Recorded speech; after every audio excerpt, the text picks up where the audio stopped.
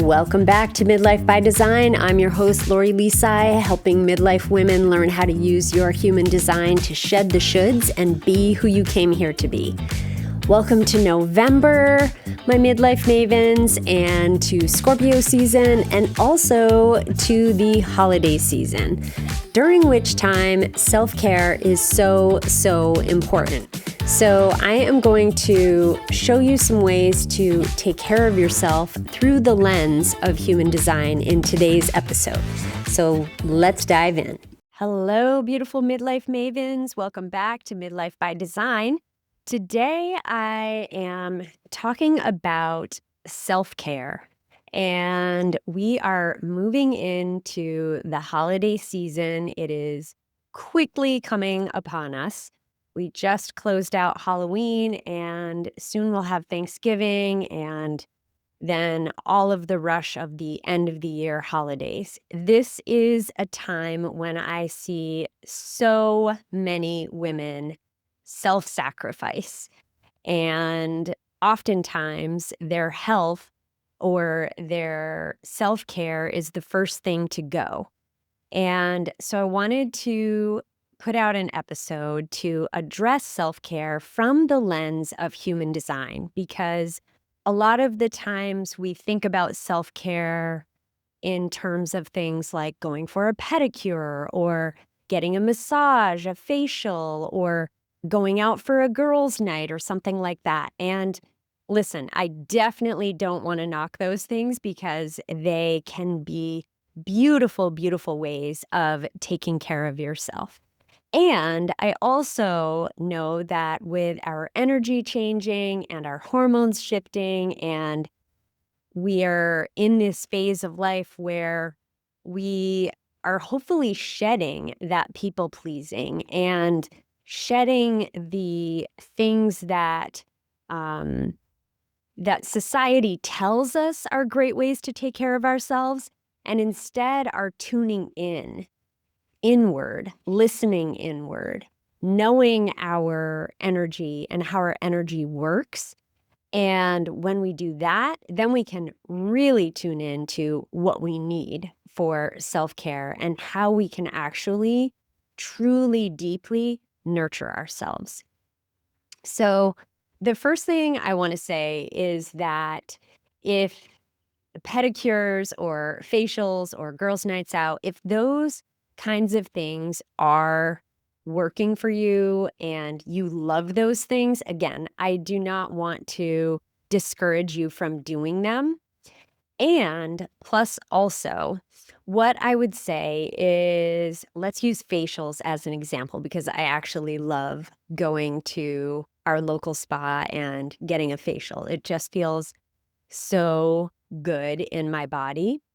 And when I am there, I am being very conscious about focusing on how good it feels in the moment, trying to be 100% present as each of the things is happening. And listen, if you've ever had a facial before, you know that sometimes there's a bit of pain involved even.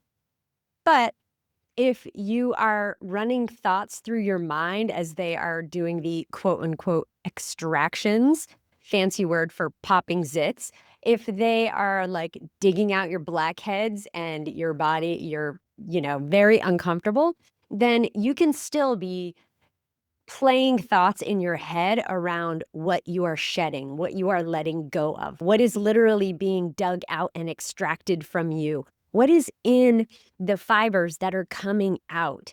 And are they things that you can let go of, you can bless, you can let them be on their way?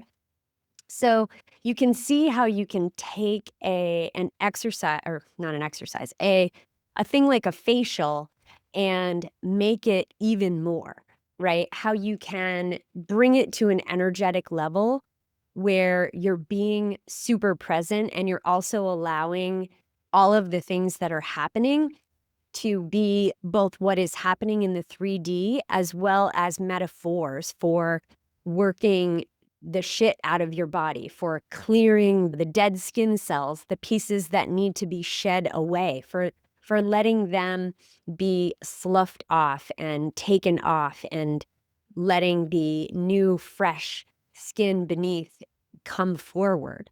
So it's the same thing with massage, same thing if you go out with your friends, think about being on the dance floor and dancing out, the energy that you can connect to and that you can just feel coursing through your body when you're dancing can be so powerful for bringing in actually what you want. Like, I love using dancing as a manifestation tool, but if you think about going out, I'm using dancing as an example because that's, again, something I love.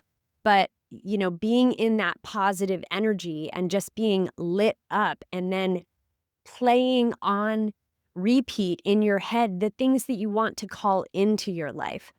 These are ways that you can reframe the things that you're already doing for self-care into things that bring that self-care even deeper. And then I also want to offer you a couple of things from a human design perspective to look at that will help you to care for your body, for your 3D vessel, for your energy in a different way. So the first place that I like to look for self-care would be your centers. So each of the 9 centers. And one easy way to kind of narrow down, like, what should I be focused on, is to see what centers you have that are undefined.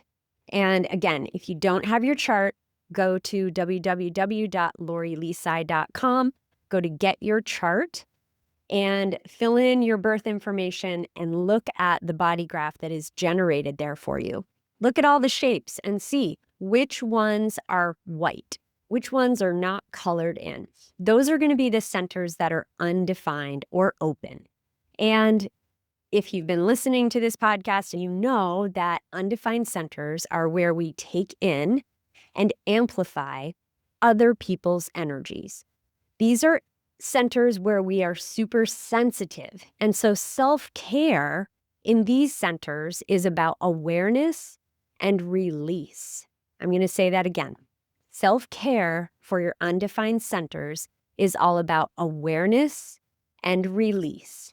So, for example, let's say that you have an undefined G center, undefined identity center, which is that diamond shape in the middle of the chart.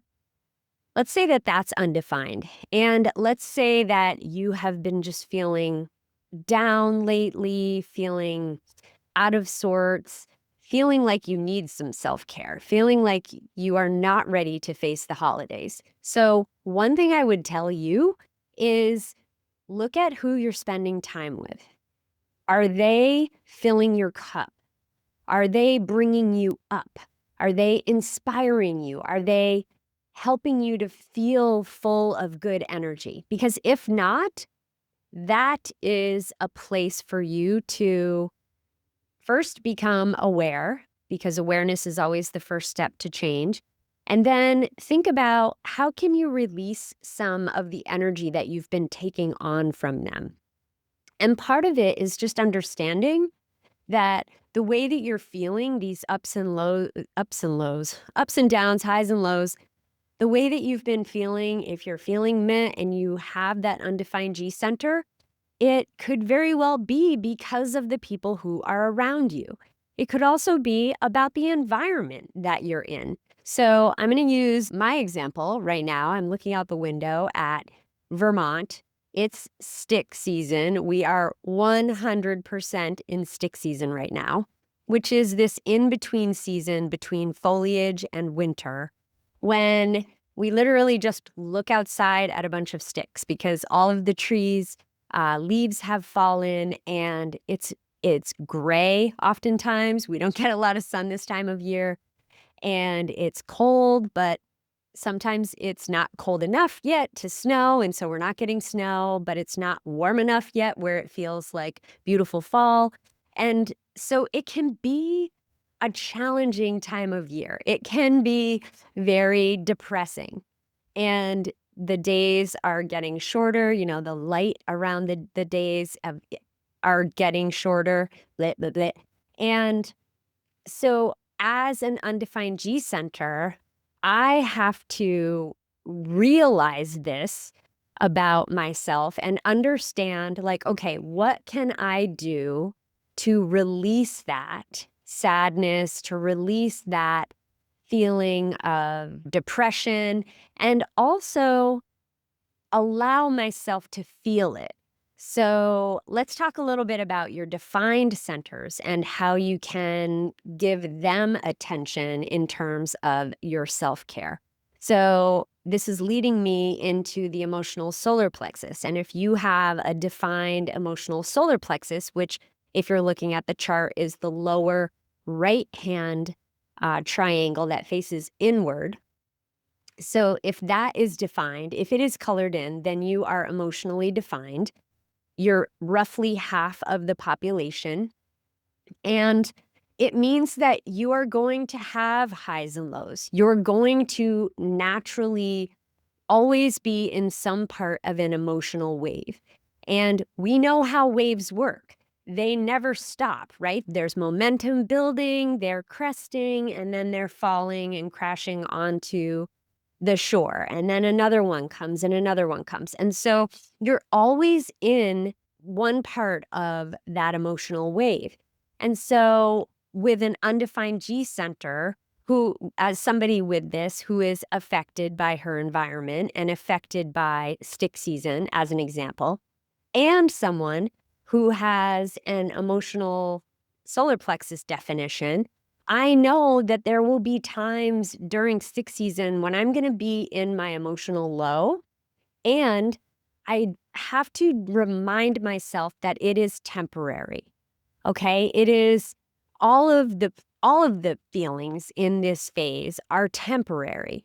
So instead of identifying with it, instead of saying things like getting those thoughts in my head like I am depressed, I can just say something like, "Oh, this is a depressing like weather that we're having," instead of identifying with it, right? Instead of saying that I am depressed. So when you're thinking about your definition and self-care, think about how can you remind yourself that everything is temporary and that where you have definition, you are emitting energy. You are giving it off. You are acting like the radio signal.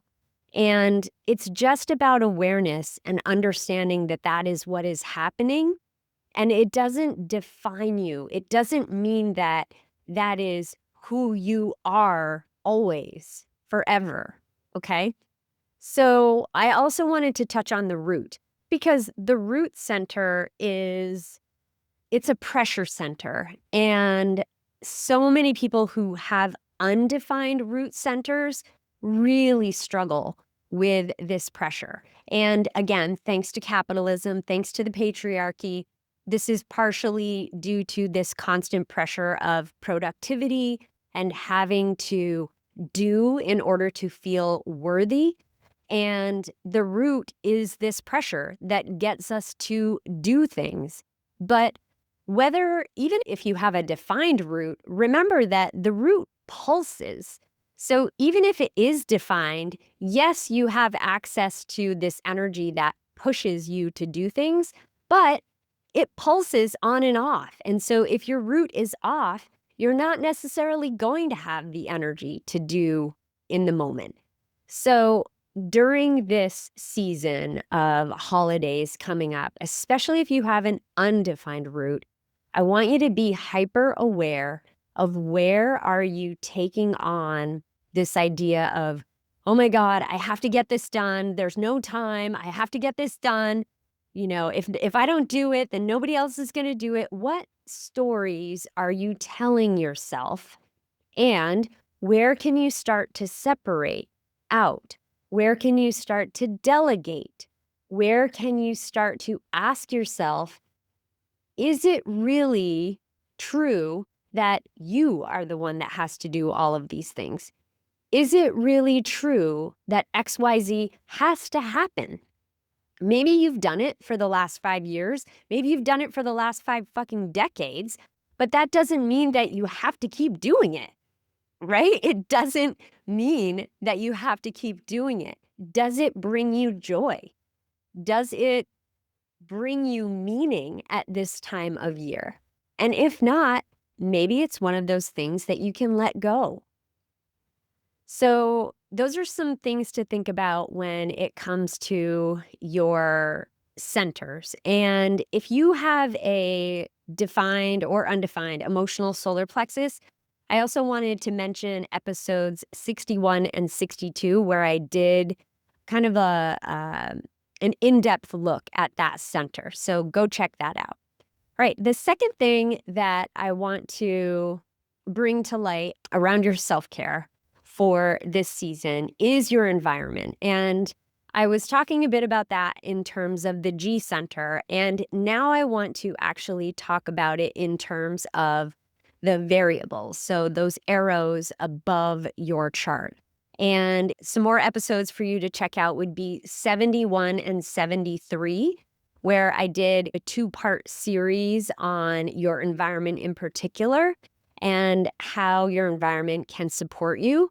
But I think that looking at your environment and thinking about ways that you can bring in elements of your right environment is going to help you regulate your nervous system and your energy naturally. So, for example, if you are a caves environment, then how can you get some privacy during this holiday season? How can you have control over the space? So, who's hosting for the holidays, for example? And if it's not you, what kind of control can you have over the festivities? Whether it's what you are going to contribute, whether it's you going over early to help set up, whatever it may be, that piece of control will help you to feel safe and secure during the holiday season. Another example would be kitchen environments. So, one of the things about kitchens that I haven't actually talked a lot about is this idea of ritual. So, if you think about being in a kitchen and cooking, then you're not only cooking one thing like on one night. It's more of a long-standing art, if you will. And oftentimes you will start to discover, you will start to define different rituals around the cooking. So, for example, maybe it's that you have to start with a clean workspace. And so part of the ritual of cooking is cleaning up everything before you start making the dish. Sometimes it may be about, rituals with salt, for example. Let's say that you always put your salt in your soup in a clockwise uh, in a clockwise way. Oh my gosh, words today. Weird words. It's like, what are the words? Maybe you always put the soup in, you put the soup. You know what I'm saying, okay? These are rituals, and kitchen environments can benefit from rituals during the holiday season. Now, I want to give you a caveat here because, as I was saying, if it's something that you've done for decades and decades, but you really don't love it, you really don't want to anymore, then that is a ritual that you can say bye-bye to. It doesn't need to be something that you hold on to just because it's a ritual and you're in a kitchen's environment. So, use your common sense and use what feels right to you. And this is where you have to tune in. You have to really listen to your body and listen to, okay, well, this ritual that I have around decorating my mantle every year and the way that I go about that, does that still feel nourishing to me? Does that feel good? Or does it just feel kind of like a chore right now? And if it feels like a chore, you can ditch the whole thing. Or if you aren't ready to totally let it go, you can also scale back. There are lots of different ways to approach these things. So again, if you are curious about the environment and your specific environment, check out episodes 71 and 73. And then the last thing that I want to talk about in terms of your self-care is your digestion, which is another one of the variables. And I'm going to direct you to episode 69, which is Eat by Design, for more info about your specific digestion. But remember, digestion is not just about how we take in and digest our food, but also how we take in and digest information and how we process it. And there is so much information coming out during this time of year, right? Have you already started to get the Black Friday deals? Yes, it's like November 1st. It's already Black Friday. It was Black Friday before Halloween, for God's sake. So there's lots of information coming in.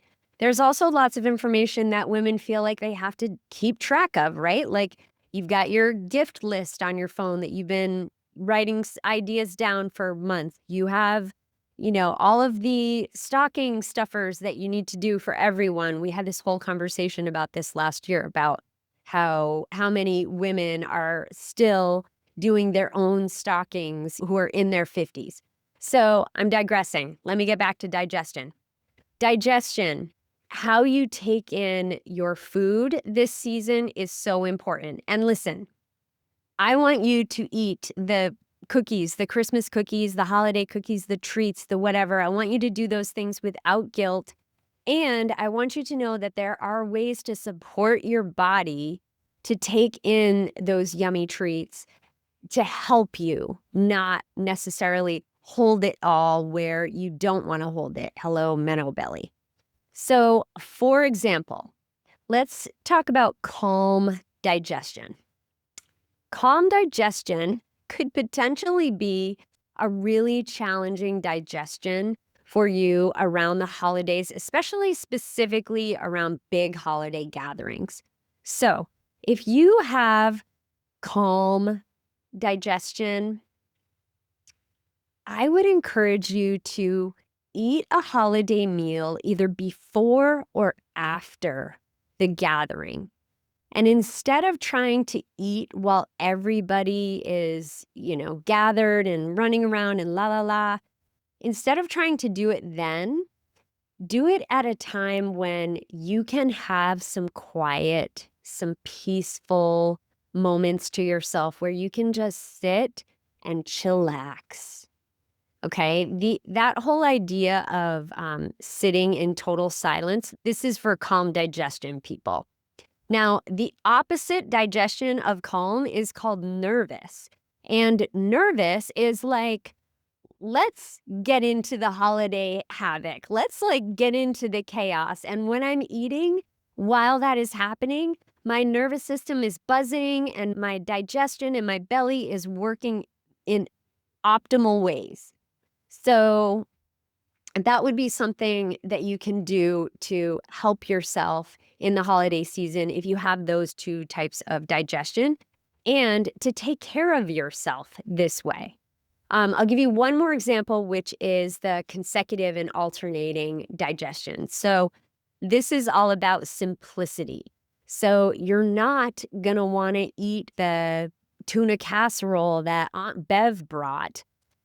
That isn't a great dish for a consecutive or alternating digestion. This is the most primitive digestion.